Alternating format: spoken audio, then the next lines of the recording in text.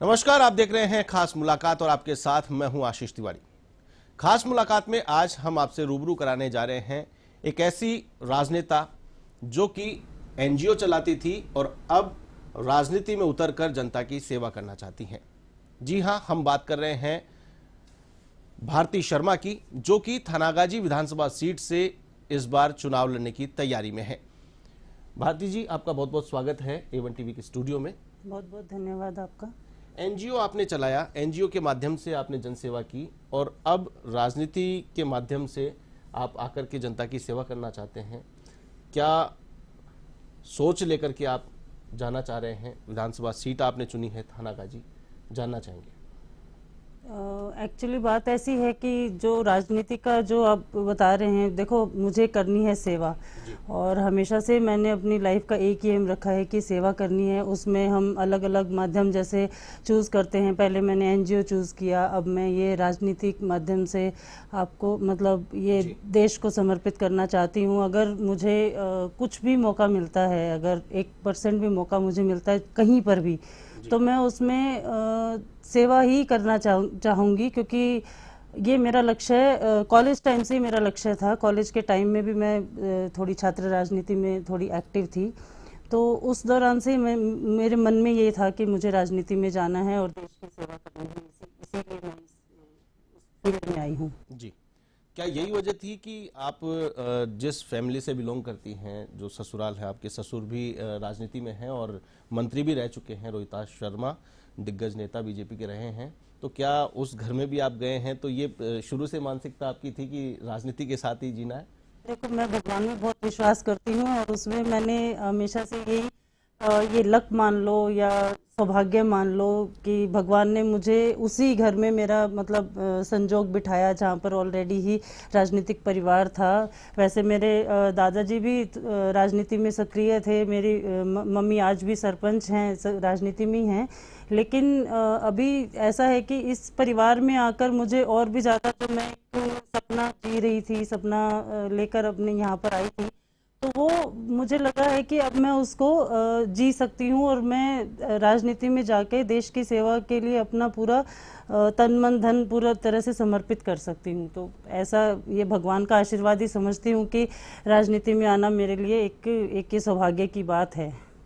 जी बिल्कुल। थानागाजी सीट आपने चुनी है, थानागाजी सीट को चुनने की कोई खास वजह?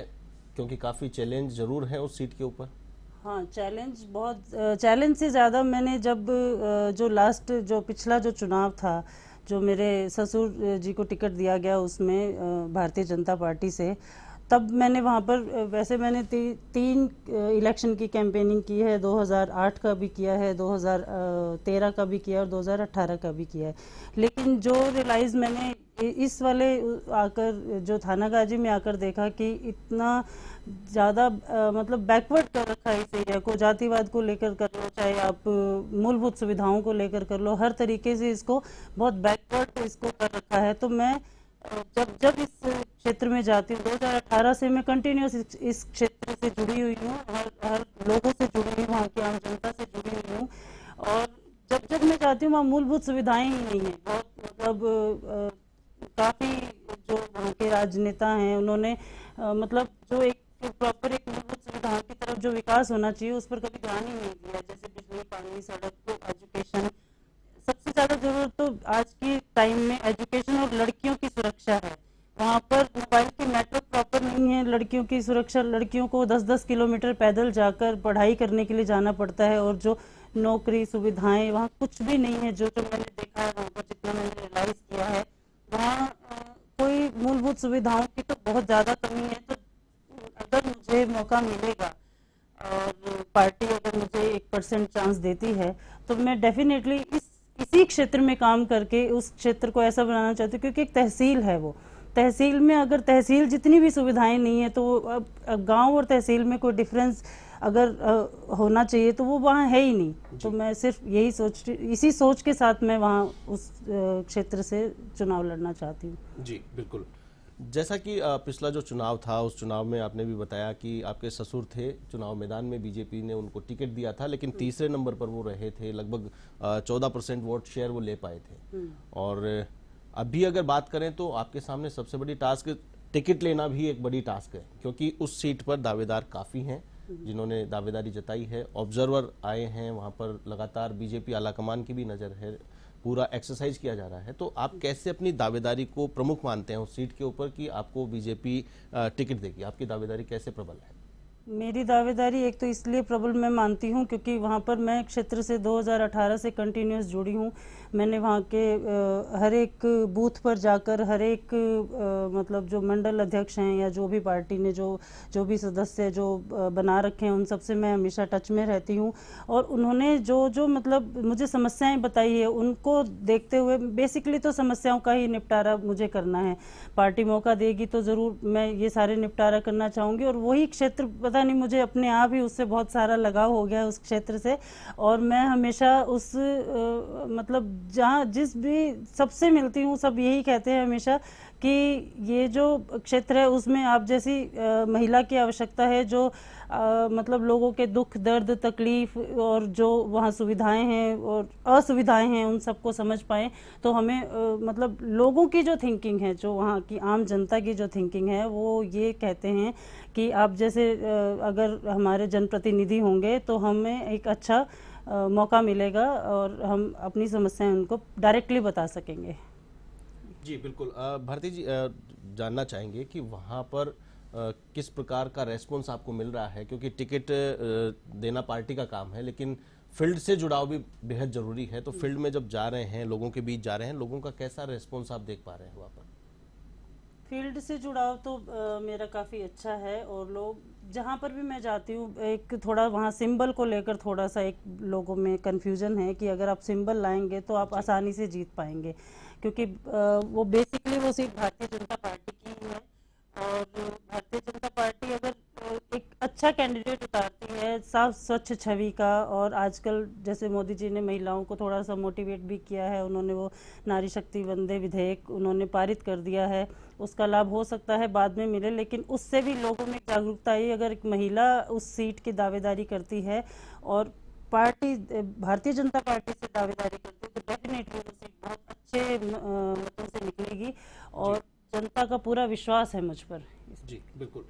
भारती जी से चर्चा का दौर लगातार जारी रहेगा। वक्त तो चला एक छोटे से ब्रेक का। ब्रेक के बाद जल्द हाजिर होते हैं। ब्रेक के बाद एक बार फिर से आपका स्वागत है। खास मुलाकात में हम बातचीत कर रहे थे भारती शर्मा से, जो कि थानागाजी विधानसभा सीट से चुनाव लड़ने जा रही हैं, पूरी तैयारी में हैं। क्या कुछ मुद्दे रहेंगे आपके चुनावी मैदान में, क्योंकि जब भी कोई भी चुनाव लड़ा जाता है तो बिना मुद्दों के नहीं लड़ा जाता है। तो स्थानीय स्तर पे अगर बातचीत करें तो थानागाजी में कौन से ऐसे मुद्दे होंगे जिनको लेकर के जनता के बीच जाने का आपका मन है? सबसे पहला मुद्दा तो है वहाँ पर एक जातिवाद को लेकर बहुत बड़ा एक ऐसा माहौल क्रिएट कर दिया गया है, जबकि हम सनातन धर्म को बिलोंग करते हैं और हम 36 कौम को एक ही कौम मानते हैं, लेकिन फिर भी वहाँ पर जातिवाद को इतना ज़्यादा हाईलाइट कर दिया गया है। सब यही सोचते हैं कि जातिगत जनगणना से हम लोग चुनाव जीतें, लड़ें, जो भी है, और जातिगत भेदभाव भी बहुत है। तो मैं सबसे पहला काम तो ये करना चाहूँगी कि जो लोगों के मन में जो जाति को लेकर एक आक्रोश है या उसको लेकर एक डर है, वो सारा मैं ख़त्म करने की कोशिश करूँगी।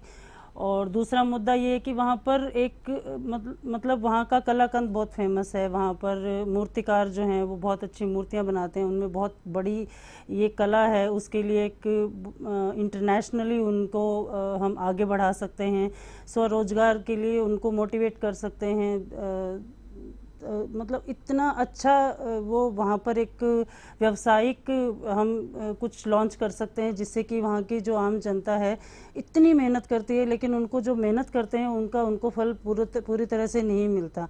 तो अगर वहीं पर ही हम ऐसा कुछ व्यावसायिक कुछ वहाँ प्रबंध कर दें जिससे कि उन्हें बाहर भी नहीं जाना पड़े, चाहे एग्जीबिशन लगाएं या इंटरनेशनली लोगों को वहाँ से जोड़ें, तो उससे ये होगा कि उनकी जो कला है वो निखर के बाहर आएगी और उनको स्वरोजगार मिलेगा और उससे उनका एक विकास अच्छे से हो पाएगा। जैसा वो जीवन जी रहे हैं इतनी मेहनत करने के बावजूद भी, मैंने देखा है खुद अपनी आंखों से कि मूर्तिकार जब मूर्ति बनाते हैं तो उनकी आंखों में धूल मिट्टी उनको बहुत सफ़र करना पड़ता है, बहुत बहुत तकलीफ़ का सामना करना पड़ता है। अगर उतनी तकलीफ़ के बाद भी उन्हें वो चीज़ नहीं मिल पाती है तो फिर उस तकलीफ़ का कोई मतलब नहीं है। तो इसलिए मैं यही चाहूँगी कि उनको कहीं बाहर ही नहीं जाना पड़े, थानागाजी में इतनी व्यवस्था हो जाए कि उनकी जो कला है वो निखर के सामने आए और उनको पूरा उसका फ़ायदा मिले।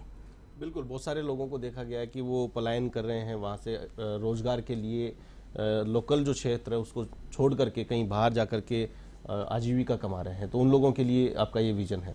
साथ ही साथ वहाँ पर पर्यटन को लेकर के भी काफ़ी कुछ किया जा सकता है, उसको लेकर आपको की कोई प्लानिंग है? सरिस्का है वहाँ पर, काफ़ी टूरिस्ट आते हैं, तो ऐसे में रोजगार के अवसर लोकल जो लोग हैं उनके लिए सृजित करने के लिए। हाँ, वो ये टूरिज़्म के लिए मतलब थानागाजी में टूरिज़्म सरिस्का एक सेंचुरी है, वहाँ पर टाइगर सेंचुरी है। इनफैक्ट वहाँ पर बहुत सारे विदेश से भी पर्यटक आते हैं और वो मतलब उस चीज़ के लिए भी रोज़गार उत्पन्न किए जा सकते हैं, परंतु एक प्रॉपर ध्यान देने वाला व्यक्ति होना चाहिए, उनका एक जनप्रतिनिधि ऐसा होना चाहिए कि वो विकास करने की ताकत रखे और जो आम जनता है उसको उससे जोड़े अच्छे से, मतलब उसके साथ में जोड़ के रहे। लेकिन वहाँ पर आम जनता को वहाँ तक जाने ही नहीं दिया जाता, वहाँ तक पहुँच ही नहीं है, वहाँ पर चुनिंदा लोगों को लगा दिया जाता है और फिर जो एक वहाँ की आम जनता को जो फ़ायदा मिल सकता है उनको कहीं बाहर जाने की ज़रूरत ही नहीं है। मैं ये मानती हूँ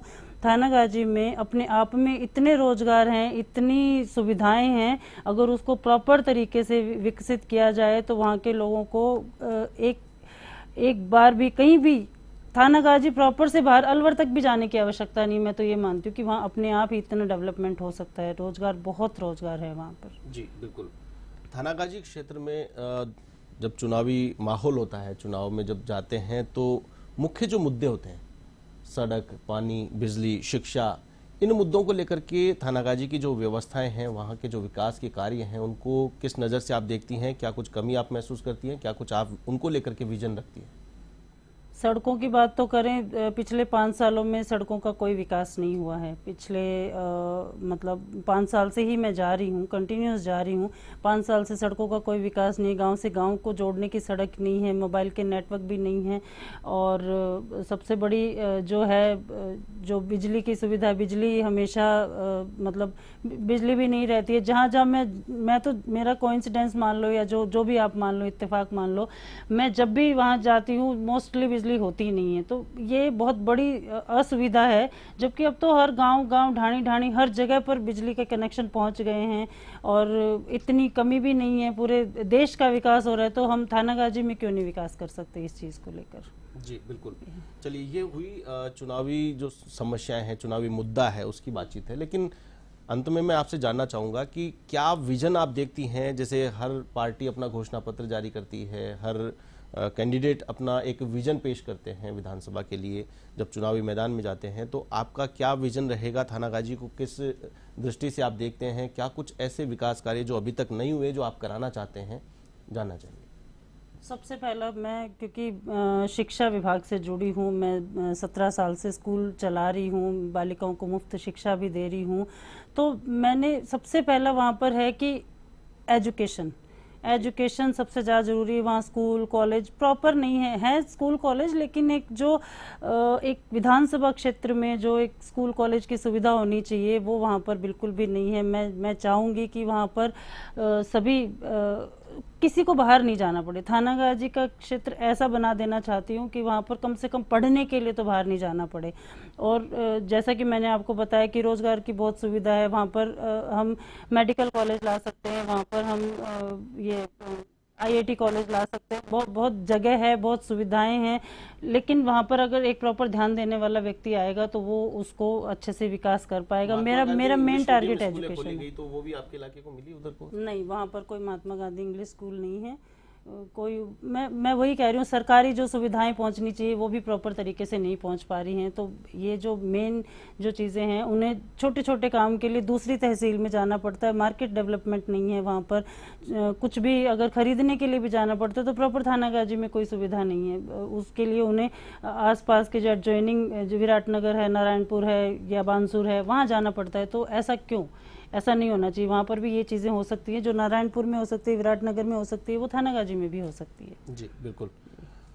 अगर मान लीजिए कि पार्टी ने तो टिकट दिया तो चुनाव मैदान में आप जाएंगी बीजेपी के प्रत्याशी के तौर पर, अगर मान लीजिए कि बीजेपी ने भरोसा नहीं जताया, टिकट नहीं दिया, तो क्या निर्दलीय के रूप में भी मैदान में उतरने की तैयारी है या फिर सिर्फ केवल पार्टी टिकट देगी तो ही मैदान में जाएंगे? नहीं, मैं पार्टी टिकट देगी तो ही मैदान में जाऊंगी। हाँ, अगर लोगों ने मुझे मोटिवेट किया, 1% चांस है उसका कि अगर कैंडिडेट सही नहीं उतारा, जो विकास कार्यों पे ध्यान नहीं दे, ऐसा कैंडिडेट अगर उन्होंने उतार दिया, तो फिर अगर लोगों ने मुझ पे भरोसा जताया तो मैं 1% सोच सकती हूँ। अदरवाइज मैं पार्टी के खिलाफ कभी नहीं जाऊंगी। मैं पार्टी के साथ हूँ और पार्टी के साथ ही रहूंगी हमेशा। जी बिल्कुल।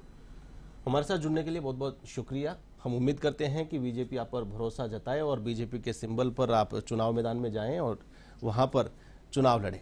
तो ये थी भारती शर्मा, पूर्व मंत्री रोहिताश्व शर्मा की पुत्रवधू, जो कि थानागाजी सीट से चुनाव लड़ने की मंशा रखती है। उम्मीद करते हैं इनको टिकट मिले, ये चुनाव मैदान में जाए। खास मुलाकात में फिलहाल के लिए बस इतना ही। मुझे दीजिए इजाजत। नमस्कार।